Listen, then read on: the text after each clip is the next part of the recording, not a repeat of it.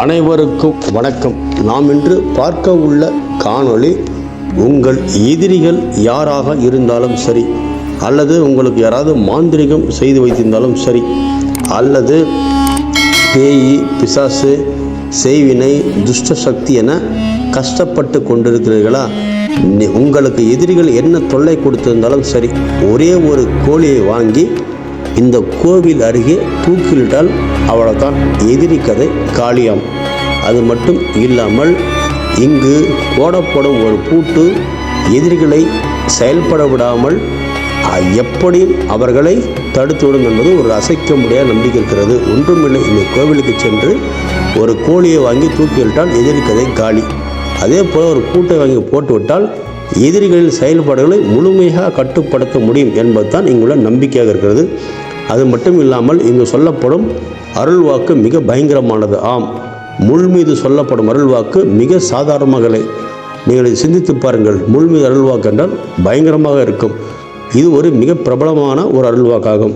அது மட்டும் இல்லாமல் மிகவும் பழமை வாய்ந்த கோயிலாகும். சரி, இந்த கோவில் எங்கே இருக்கிறது, வேறு என்னெல்லாம் இந்த கோவில் விசேஷம் என்பதை பற்றி ஆழமாக பார்ப்போம்.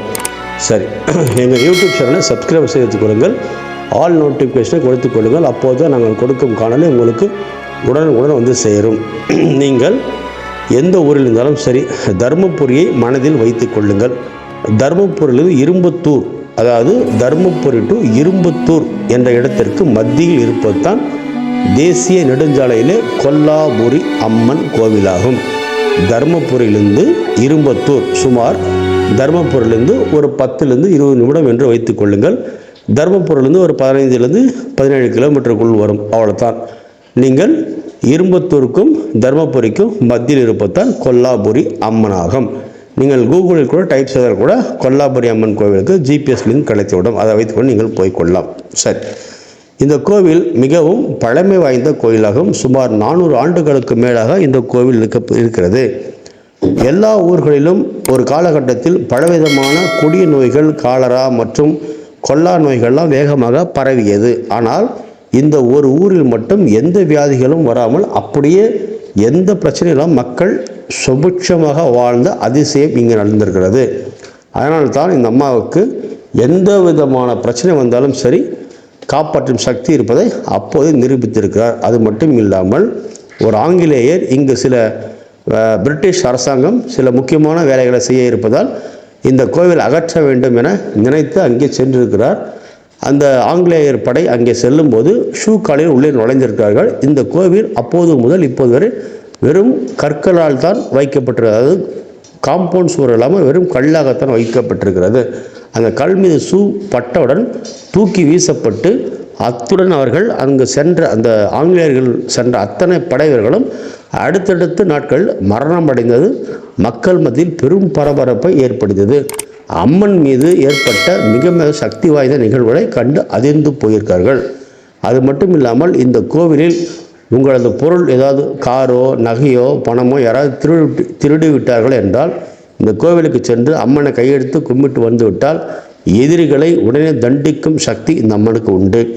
நீங்கள் மாந்திரிகம், செய்வினை அல்லது உங்கள் எதிரிகள் எந்த வழி எதிரிகள் இருந்தாலும் சரி, தொழில் எதிரி அல்லது வழக்கு எதிரிகள், மாந்திரிக எதிரிகள் அல்லது வேறு எந்த மாதிரி வடிவில் உங்கள் எதிரிகள் இருந்தாலும் சரி, ஒன்றுமில்லை, ஒரு கோழியை வாங்கி அந்த கோழியை அங்கே உள்ள அருகில் உள்ள மரத்தில், அதாவது அங்கே கோவில் எதிரில் சில மரங்கள் உண்டு, அந்த மரத்தில் நீங்கள் தூக்கில் போட்டு விட்டு வந்தால் அவ்வளவுதான், எதிரி கதை காலியாம். அத்துடன் அவர் கதை முடிந்துவிடும், அவ்வளோதான். அதுக்கு அர்த்தம் என்று உங்களுக்கு புரிந்திருக்கும். அவ்வளவு சக்தி வாய்ந்த அது கோவிலாக கருதப்படுகிறது. இந்த கோழியை தூக்கிலிட எங்கிருந்தோ வெளியூர், வெளி மாவட்டம், வெளிநாடுகளில் தான் தூக்கிலிட்டு போகிறார்கள். பௌர்ணமி, அமாவாசை, வெள்ளிக்கிழமை என எதா நாளில் வருவார்கள். பொதுவாக இந்த கோவில் வெள்ளிக்கிழமை சென்று வணங்குவது நிறைய பேர் ஒரு வாடிக்கையாக வைத்திருக்கிறார்கள். காரணம் என்னவென்றால், அன்று தான் இங்கு நடக்கும் ஒரு பயங்கர சக்தி வாய்ந்த விஷயம் இருக்கிறது. ஆம், அன்று தான் முள் மீது அமர்ந்து அருள்வாக்கு சொல்லும் ஒரு அதிசயம் நடக்கிறது. இந்த முள் மீது சொல்லப்படும் அருள்வாக்கு மிக பிரசித்தி பெற்றதாகும்.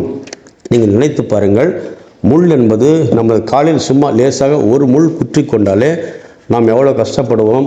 அந்த ஒரு சின்ன ஒரு ஒரு ஒரு முள் இருந்தால் கூட எடுப்பதற்கு அதற்கே நாம் வழியாக இருக்கும். அதன் பின்பு அது முள்ளை எடுத்து பல பிரச்சனைகள் நமக்கு இருக்கும். ஆனால் ஒட்டுமொத்த முள், அதாவது முள் அடுக்கை ஒரு படுக்கையாக வைத்து அதன் மீது அசால்ட்டாக அமர்ந்து எந்தவித இதுவும் இல்லாமல் அமர்ந்து நிதானமாக பொறுமையாக பல மணி நேரம் அருள்வாக்கு சொல்கிறார். இது மிகவும் பயங்கரமாகவும் விசித்திரமாகவும் பயமாக இருக்கிறது.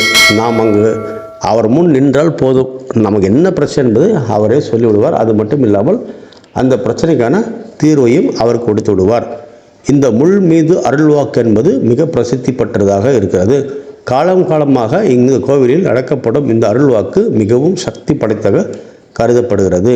அது மட்டும் இல்லாமல் இந்த கோவிலில் உங்கள் எதிரிகள் யாராவது இருந்தால் அவர்களை கட்டுப்படுத்தவோ, அவர்களை செயல்பாடுகளை தடுக்கவோ, அல்லது அவரது தொழில், வியாபாரம், குடும்பம் என அனைவரும் கட்டுப்படுத்த வேண்டும் என்று நீங்கள் நினைத்தால் ஒன்றுமில்லை, ஒரு பூட்டை வாங்கி கொண்டு நன்றாக மனதில் வேண்டிக் கொண்டு அந்த பூட்டை அங்கே போட்டுவிட்டு அந்த பூட்டை திறக்காமல் சாவியை உள்ளே போட்டுவிட்டு வந்தால் முடிந்து விட்டது. அவ்வளோதான்.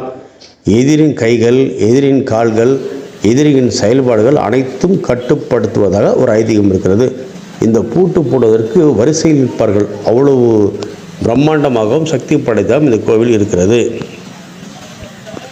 தேசிய நெடுஞ்சாலையில் இந்த கோவில் அமைந்திருப்பதால் அந்த வழியாக செல்லும் அனைத்து வாகனங்களும் இங்கே தான் பூஜை போட்டு செல்கிறார்கள். என்ன காரணம் என்றால் ஆபத்து விபத்து நடக்காது. அதே போல் குறிப்பாக திருடர்கள் யார் திருடினாலும் அந்த திருடர்கள் எங்கிருந்தாலும் வெளிநாட்டில் இருந்தாலும் கூட தண்டிக்கும் சக்தி இந்த அம்மனுக்கு உண்டாம்.